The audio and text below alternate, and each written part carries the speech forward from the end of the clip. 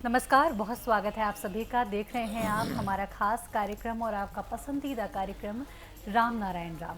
मैं हूं आपके साथ अंशिका। दर्शकों, इस कार्यक्रम में निरंतर हम बात कर रहे हैं धर्म, आध्यात्म और बहुत सारे विषयों पर। इन पर चर्चा तो बहुत होती है, लेकिन इस कार्यक्रम का ये जो विज़न है वो क्लियर है, क्योंकि हमारा उद्देश्य सिर्फ इतना सा है कि हम सब एक परिवार हैं, ये हम सबके समझ में आ जाए और हम भेदभाव छोड़कर, जातिवाद छोड़कर एक अच्छी तरह से जीवन व्यतीत करें। और ये जो हमारे जीवन में डिप्रेशन, टेंशन, ये सारी चीज़ें हैं, इससे वो सब दूर हो जाए और वसुधैव कुटुंबकम का जो बात है उस पर हम खरे उतरें। तो चलिए कार्यक्रम की शुरुआत करते हैं एक बार फिर से। आज हमारे साथ उपस्थित हैं संतान दल के प्रेसिडेंट शंकर सरकार जी और उनके साथ उपस्थित हैं हमारी बहुत खास मेहमान संगीता मुखर्जी जी। राम नारायण राम नारायण। बहुत बहुत स्वागत है। राम नारायण। तो प्रेसिडेंट, एक बार फिर अपनी चर्चा को आगे बढ़ाएंगे, लेकिन मैं आज आपसे कुछ और डिस्कस करना चाहती हूँ, क्योंकि हम धर्म आध्यात्म पर बहुत चर्चा करते हैं, लेकिन जो डिप्रेशन है, एंजाइटी है, लोगों में ये बढ़ रही है। सैडनेस बहुत हो गई है। कुछ नहीं तो इंसान, सब कुछ नॉर्मल चल रहा होता है, फिर भी परेशान है कि कुछ अच्छा ही नहीं लग रहा है। आपको क्या लगता है, क्या कारण है? কারণ খুবই সহজ সিম্পল। যে বাচ্চাটা এক্ষুনি জন্ম নিল, যার বয়স 1 ঘন্টা, তাকে চান টান করিয়ে পরিষ্কার করে নার্স ডাক্তাররা বাচ্চাদের বেডে দিয়ে দেয়। प्रेसिडेंट कह रहे हैं कि जैसे एक बच्चा है जो अभी पैदा हुआ है, जिसकी उम्र मुश्किल से 1 घंटा होगी, तो डॉक्टर उन्हें बच्चे को नहला धुला के ऐसे टाल में रैप करके अपनी माता जी के पास मतलब दे देते हैं, মাতাজিকে या परिवार के पास। हाँ, মাতাজির পাশেই ছোট বেড থাকে, তাতে দেয়। हाँ, जो उनके माँ का बेड है उनके बगल में उसको लिटा देते हैं बच्चे को। ওই বাচ্চার মুখে যদি নিম পাতার রস দেওয়া হয়, সে বাচ্চাটা কি খাবে? अगर उस 1 घंटे की उम्र के बच्चे को अगर नीम के पत्ती का रस दिया जाए तो क्या वो उसको अच्छे से खाएगा? কখনোই খাবে না। সে জিভ দিয়ে ঠেলে ঠেলে বাইরে বার করে দেবে। वो कभी भी नहीं उसको अंदर लेगा और वो जीभ से किसी तरह से चाहेगा कि वो उसके मुंह से बाहर निकल जाए। ওর মুখটা পরিষ্কার টস্কার করে দিয়ে তুলো জল দিয়ে এক ফোঁটা মধু দিয়ে দেখুক খায় কি না। अच्छा, इसके बाद अगर हम उसका मुंह साफ करा के और फिर उसके बाद 1 ड्रॉप अगर शहद डाल दें तो क्या होगा? खा लेगा। बिल्कुल खा लेगा। পুরা খালেগা, পুরোটাই খেয়ে নেবে। बिल्कुल। তাহলে 1 ঘন্টার বাচ্চার তার যে জ্ঞান বুঝ সমাজদারি আছে, এটা তো মানুষ বুঝুক। एक घंटे के नवजात शिशु के अंदर अगर इतनी समझ है, इतनी अकल है, इतनी बुद्धि वो रखता है, तो ये तो हमें मानना होगा ना कि बुद्धिजीवी इंसान हम पैदाइशी ही हैं। সেই জন্য সমস্ত মানুষকে ভাবতে হবে যে আমরা সবাই সচেতন বস্তু, সচেতন মানুষ। ये इंसान को मानना ही होगा कि हम बिल्कुल पैदा होते ही सचेतन होते हैं अपने सराउंडिंग्स के बारे में, खुद के बारे में हमें सब पता होता है। আমাদের শরীরটাই সচেতন বস্তু দিয়ে তৈরি। एक्चुअली वो इसीलिए है क्योंकि हमारा जो शरीर है वही सचेतन वस्तुओं से ही बना हुआ है। আমাদের শরীরটা সচেতন বস্তুর বস্তুত্ব দিয়েই তৈরি। सचेतन वस्तु के वस्तुत्व से ही तैयार किया गया है। ওই বস্তুগুলোই আমাদের আদি অনাদি ধর্ম। ये जिस पंचभूत जो प्रेसिडेंट कहते हैं वही वस्तु ही हमारे जो है आदि अनादि धर्म है। আপনারা সবাই নিজেরা নিজেকে আগে ভালোবাসুন। सबसे पहले प्रेसिडेंट का कहना है कि आप खुद को पहले प्यार करना सीखिए, खुद का सम्मान करना सीखिए। हमारा घर का पिता माता, আমাদের ঘরে যে পিতা মাতা আছে, বুজুর্গ লোক আছে, ওদের প্রতি যত্নবান হওয়াটা আমাদের ধর্ম। हमारे घर में जितने भी हमारे बुजुर्ग होते हैं, माता पिता, दादा दादी, जितने भी जॉइंट फैमिली में हों चाहे हम न्यूक्लियर फैमिली में, उनकी सेवा करना, उनकी श्रद्धा करना, उनको सम्मान देना हमारा सबसे बड़ा धर्म है। এইগুলো না করলে ধর্ম হবে না। अगर ये सब हम ना करें तो फिर ये धर्म नहीं हुआ। ধর্মের কথা হলো নিজে বাঁচো অপরকে বাঁচাও। धर्म का मेन मकसद है कि पहले खुद बचो फिर सबको भी बचाओ। ধর্ম ধর্ম করলে ধর্ম হয় না। सिर्फ धर्म धर्म कह के चिल्लाने से और नारेबाजी करने से कुछ नहीं होगा। ধর্ম আমাদের ধরে রাখে, ধারণ করে রাখে। धर्म ही है जो हमें एक दूसरे से बांधा हुआ है, वही एक कड़ी है और एक दूसरे को धारण किया हुआ है। ধর্মের প্রথম কথা হলো धर्म की पहली बात ये है সমাজে একজনও অনাহারে অনাশ্রয় থাকবে না। हमारे पूरे समाज पे एक भी इंसान खाली पेट सोना नहीं चाहिए, यही सबसे बड़ा धर्म है। बिल्कुल। নিজে বাঁচো অপরকে বাঁচাও, এটাই সবচেয়ে বড় ধর্ম। खुद को भी बचाना है और पूरी मानव जाति, पूरी संस्कृति, पूरी कायनात को हमें बचाना है, यही सबसे बड़ा धर्म है। সৃষ্টিকে বাঁচানো, সৃষ্টিকে মানা, সৃষ্টিকে ধরে রাখা, সৃষ্টি নিয়মকে স্যালুট করাটাই আমাদের ধর্ম। ये जो सृष्टि है इसको बचाना, इसको सम्मान करना और इसके अस्तित्व को पकड़े रखना, यही धर्म है। আকাশের যে বই, কিতাব, বুক, বেদগ্রন্থ, ওইটা আমাদের পাঠ করতে হবে। ये जो आकाश का जो ग्रंथ है उसके जो अभी प्रेसिडेंट ने बताया उसके जो पन्ने हैं उसी का पाठ करना ही सबसे बड़ा धर्म है। अनगणित पृष्ठा আছে। ये महाकाश की किताब में अनगणित इसके पन्ने हैं। এক একটা পৃষ্ঠা মানে এক একটা গ্রহ। इसका जो एक एक पन्ना मतलब ये एक एक ग्रह समान है। সমস্ত পৃষ্ঠার মধ্যে যে গ্রহটাকে বর্ণনা করা আছে সেটাকেই জানতে হবে, তার জন্যই জন্ম। हमारा जन्म जो है वो साकार होता है कि हम जो ये हर पन्ने में एक एक ग्रह नक्षत्र के बारे में है उसको पढ़ना। ওকে জানতে হবে, বুঝতে হবে, ওর আদর্শ গ্রহণ করে ধর্ম পালন করতে হবে।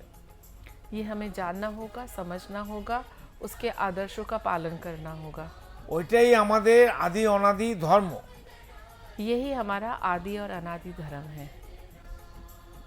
সবাই মিলে সমাজ, রাষ্ট্রকে, পৃথিবীকে সুন্দরভাবে রক্ষা করতে হবে। हम मानव जाति में का हमारा सबसे बड़ा यही है ঐক্য, ड्यूटी कि हम पूरी सृष्टि को संरक्षण करें और उसका बारे में एक दूसरे को जोड़ के रखें। ধর্মের সহজ পথ সবাইকে গ্রহণ করতে হবে, সেটা হচ্ছে প্রকৃতির পথ। धर्म बहुत सहज चीज़ है, कोई इतना मुश्किल नहीं है। सबसे इजी है कि प्रकृति का जो हमें मार्गदर्शन प्रकृति देती है सिर्फ उसको फॉलो करते जाना है। ধর্ম কাউকে ফাঁকি দেয়নি, ধোকা দেয়নি। धर्म ने आज तक किसी को धोखा नहीं दिया, प्रकृति के धर्म ने।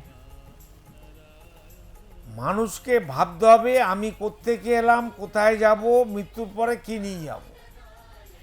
हमें ये चीज़ हमेशा अपने जहन में रखनी है कि हम जो आए हैं, हमने सारी मनुष्य को, हम मतलब पूरी मानव जाति, तो पूरी मानव जाति का जन्म क्यों हुआ है, हम यहाँ क्या करने आए हैं, क्या लेके जाएंगे और मृत्यु के बाद हमारा क्या होगा, এর চিন্তা করাটা সবচেয়ে বড় ধর্ম। इसका चिंतन करना ही होगा, ये ही धर्म है। আমরা যদি মারা যাই, আমি যত পরিবারের প্রিয়জন গুরুত্বপূর্ণ ব্যক্তি হই না কেন 2 ঘন্টার মধ্যে ঘরের বাইরে বার করে দেবে।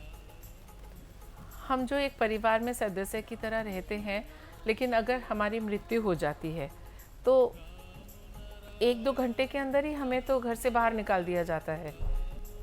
যতই গুরুত্বপূর্ণ আমি ঘরের পরিবারের সদস্য হই না কেন, মৃত্যুর পরে ঘরের বাইরে বার করে দেবে। हम परिवार का जितना भी बिल्कुल सेंट्रल पोजीशन हमारी हो या हमारे जितना भी आधिपत्य हो, लेकिन मृत्यु के बाद तो हमें घर से बाहर ही निकाल दिया जाएगा। এইটা যদি সত্য হয়, এটা থেকে কি আমাদের শিক্ষা নিতে হবে না? और यही ज़िंदगी का सबसे बड़ा सत्य है, मृत्यु। तो हमें अगर ये सबसे बड़ा सत्य है तो क्या हमें इससे शिक्षा नहीं लेनी चाहिए? তাই সাধু সাবধান, পথিক সাবধান। इसीलिए प्रेसिडेंट का कहना है कि जो हम जिंदगी के राह पे चलने वाले पथिक हैं वो सावधान हो जाओ अभी से। সমস্ত মানুষের তৈরি করা ধর্মকে বাদ দিয়ে ঈশ্বর আল্লাহ গডের ধর্ম, যে ধর্ম নিয়ে জন্মেছি সেইটাকে নিয়ে এক্সারসাইজ করো, জানা বোঝা করো। इसीलिए जो भी धर्म लेके हम पैदा हुए हैं, जन्म लेके ही हम पैदा हुए हैं, यहाँ आने के बाद ये हिंदू, मुस्लिम, सिख, ईसाई ये धर्म कोई मायने नहीं रखता। जो धर्म लेके पैदा हुए हैं उसी को ही हमें फॉलो करते हुए आगे जाना है। ওইটাই আমাদের আসল ধর্ম। वही एक असली धर्म है। ওই ধর্মকেই খেয়ে বেঁচে আছি। उसी धर्म की वजह से ही हम आज जिंदा हैं। ওই ধর্ম বস্তুই আমার খাদ্য। ये जो धर्म की जो वस्तु है वही हमारा खान पान है। আমরা জন্মের পর 5-6 বছর ধরে মার স্তন পান করেছি। जब एक बच्चा पैदा होता है तो एक पर्याप्त उम्र तक वो अपने माता का ही दूध पी के डिपेंडेंट रहता है उसके ऊपर। আজ আমরা মৃত্যুর আগ পর্যন্ত সেই মা, যে মা আমাদের ধরিত্রী মা, তারই স্তন পান করছি মৃত্যুর আগ পর্যন্ত। लेकिन उसकी एक उम्र होती है जब एक बच्चा अपने माँ का दूध पीता है, लेकिन जो धरती माँ है उसका दूध तो हम अपने ज़िंदगी के लास्ट दिन तक भी उसी का दूध पीते हैं या उसका स्तनपान करते हैं, उसी के दिए हुए रिसोर्सेज पे जिंदा মৃত্যু है, আখির तक मृत्यु के बिल्कुल आखिर तक। ও ধরती का স্তন তো আমরা ডাইরেক্ট পান করতে পারি না, গাছপালার মাধ্যমে পান করি। जो अभी हमने जिक्र किया कि हम धरती का स्तनपान करके मृत्यु के लास्ट दिन तक डिपेंडेंट है, उसका मतलब डायरेक्ट स्तनपान नहीं, मतलब उसके दिए हुए रिसोर्सेस। উদ্ভিদ, গাছগাছরা, কীট পতঙ্গ, ফলমূল খেয়ে আমরা বেঁচে আছি। जो धरती पे जो पेड़ पौधे फल मूल हमें मिलते हैं, हम उसी के ऊपर हमारा शरीर चलता है, तो एक तरह से धरती ही हमारा भोजन है। নারকেল जो গাছ আছে সেই গাছে অগণিত ডাব হয়, বছরে বছরে সেই ডাবের জল ফুড ভ্যালু এবং খাদ্যযুক্ত। अगर आप देखें तो ये जो नारियल का पेड़ होता है इतना लंबा 40 फुट लंबा पेड़ होता है, और हर एक में जब वो नारियल हरा रहता है उसमें पानी पूरी तरह से भरा रहता है, और जो कि डॉक्टरों की बात माने तो बहुत ही हेल्दी पानी होता है, बहुत फूड वैल्यू रहता है उसमें। तो ये इतना ऊपर तक हर नारियल में पानी भरना, ये तो प्रकृति और धरती माँ का ही कमाल है। बिल्कुल। अभी तो আমাদের বুঝতে অসুবিধা হচ্ছে না যে এখনো মৃত্যুর আগ পর্যন্ত ধরতি মা স্তনপান করছে। अभी जैसे प्रेसिडेंट ने समझाया तो अब हमें मुश्किल तो नहीं हो रही समझने में कि हम मरने के अंतिम क्षण तक धरती माँ का स्तनपान करते हैं। এই জন্য সবাই সাবধান হয়ে যাও। इसीलिए सबको अभी से सावधान होना होगा। প্রকৃতি, পঞ্চভূত আমাদের মাতা পিতা, একে মাতা পিতার মতো সম্মান করতে হবে, ভালোবাসতে হবে। जिस तरह से हम अपने घर में माता पिता बुजुर्गों का सम्मान करते हैं, उसी तरह से हमें प्रकृति माँ का भी सम्मान करना होगा। প্রকৃতিতে কোনো রকম দূষণ করা যাবে না। प्रकृति में किसी भी तरह का दूषण या पोल्यूशन हमें नहीं फैलाना चाहिए। যত দূষণ আছে, দূষণের আইন আছে, তার চেয়ে বড় দূষণ হচ্ছে আত্মিক দূষণ, মেন্টাল দূষণ। ये जितने भी तरह के हम पोल्यूशन की बात करें, लेकिन उसमें सबसे खतरनाक और रिस्क डेंजरस है मेंटल पोल्यूशन। এইটার জন্য সুপ্রিম কোর্ট, পৃথিবীর কোনো সরকার আইন করলো না। ये जो मेंटल पोल्यूशन जो लोग फैला रहे हैं उसके अगेंस्ट कोई लॉ नहीं है। Otherwise air pollution, noise pollution के लिए हज़ारों कानून बन चुके हैं, लेकिन जो हमारा माइंड पोल्यूटेड हो रहा है जिन चीज़ों से, उसके लिए कोई कानून नहीं है। आर्थिक दूषण का, मेंटल दूषण का अभी तो कानून नहीं बना है। जी, इसलिए ধরতিতে যত কোর্ট কাচারি আছে, ম্যাজিস্ট্রেট, জাজ, সুপ্রিম কোর্ট, হাইকোর্ট, লোয়ার কোর্টে আছে, তাদের ভাবতে হবে তারা যে বিচার করছে তাদের বিচার কে করবে ये মৃত্যুর जो পর। जितने भी बड़े बड़े हमारे जज हैं, लॉयर्स हैं, या बड़े बड़े कोर्ट हैं, सुप्रीम कोर्ट, हाई कोर्ट, जितना भी कानून है, संविधान है दुनिया में पूरे वर्ल्ड में, तो क्या वो तो इतने लोगों का विचार करते हैं, अपना न्याय सुनाते हैं, लेकिन क्या उन्होंने कभी सोचा है कि उनकी मृत्यु के बाद उनका न्याय कौन करेगा? विचार कौन करेगा? विचार कौन करेगा, न्याय? ये बात सुनने का बाद सबको हम अनुरोध करते हैं, सब सुधार जाइए। प्रेसिडेंट का कहना है कि मैं हाथ जोड़ के अनुरोध करता हूँ कि अब आप लोग प्लीज सुधर जाइए। ए टू जेड सब सुधार जाइए।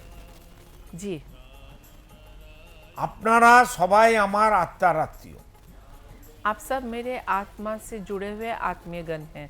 एक ही सोल है, একটাই আত্মা, अनगणित হয়ে গেছি।